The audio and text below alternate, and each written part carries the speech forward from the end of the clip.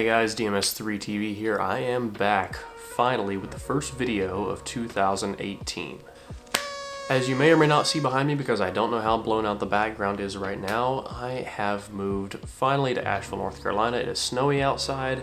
I have a whole lot to tell you guys, but first let's get into this review. I'll probably be posting an update soon about the channel and everything that's happened recently, as well as more reviews you guys have been waiting for.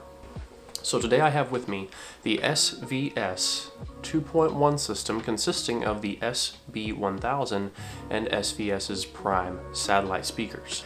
And one of the first things I want to note is the size of the system. This is an incredibly small system. This is something that could be used on a desk or perhaps in a small living room.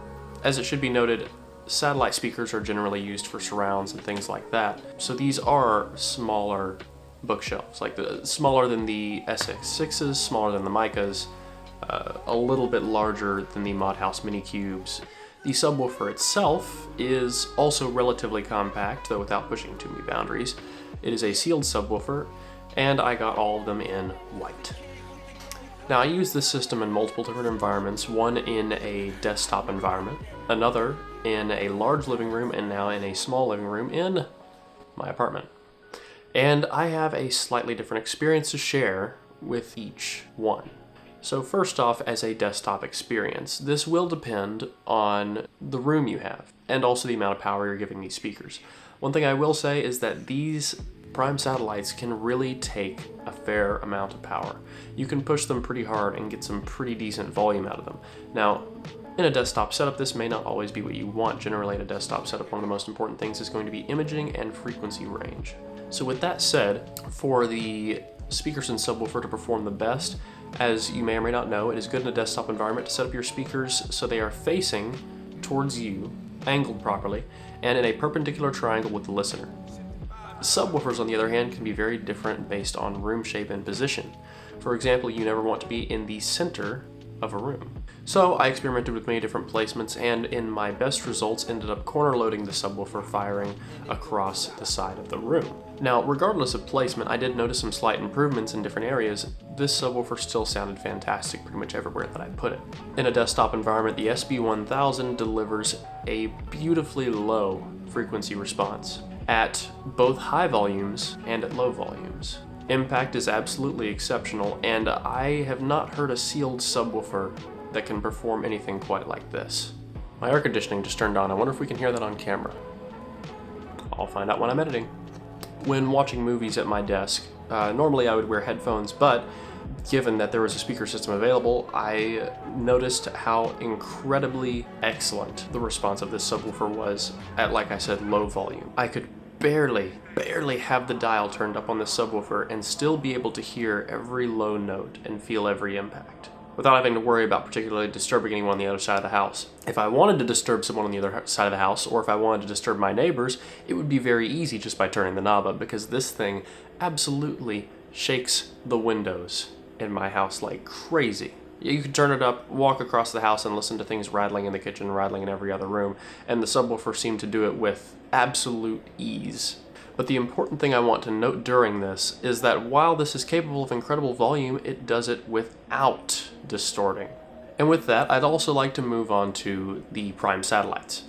Now, these are a two-way speaker, and I want to say right off the bat, in a desktop environment, the first thing I noticed is that compared to some other things like my Event PS6s, they do lack in some detail, and they are a little bit bright. However, I would like to note that no matter how much power I gave these, I did not hear any harsh distortion coming through or any real sibilant noise. So while these are a little bit on the brighter end, and while you cannot use these without a subwoofer, you have to have a subwoofer with these, by the way, they are capable of pretty much anything I threw at them while maintaining relatively good imaging and without sounding incredibly harsh.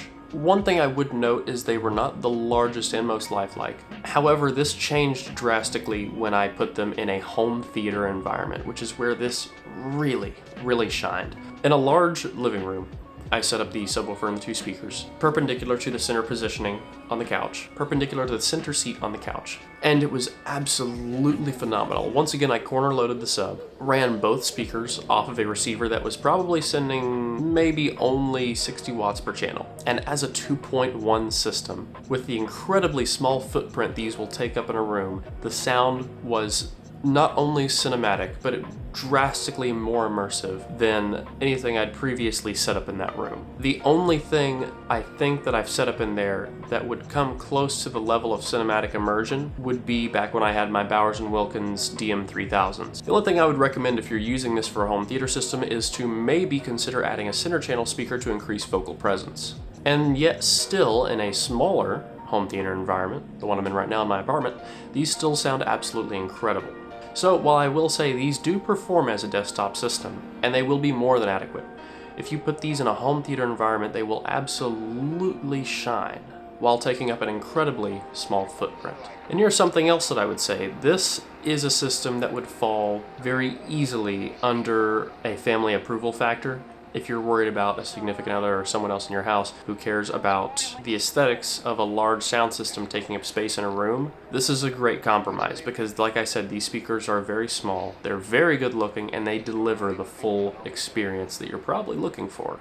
And with that said, they definitely deliver an experience that is far above their price bracket. And after making this video, I for one am more than excited to see what SVS is going to be releasing in the future, and I would love to check out more of their products, especially some of their larger systems if this is what they can do with a small one. Now, the SVS Prime satellites are 8-ohm speakers that are recommended to get between 20 and 150 watts. I would recommend, if you haven't already selected an amp to pair these with, to go with something on the higher end of that wattage scale, as I did notice a difference in quality between a lower powered amp and a higher powered amp. Now, this is obviously given, but I think you're going to have much better results and you're going to get a much better experience if you give these more power, even at lower listening levels. And so far, I'm going to say this is the best compact 2.1 system under $1,000 that I personally have heard. So guys, I hope you really liked this video. If you did, please leave a like down below and a comment letting me know what you want to see in the future. I do have quite a number of things lined up, and I'm going to be opening up a P.O. box very soon in case you have anything you want to send in to review. If you want to have early access to my videos, plus support the channel, you can check out the link in the video description to my Patreon, and don't forget to stick around and subscribe for more reviews. Until next time, guys. Peace.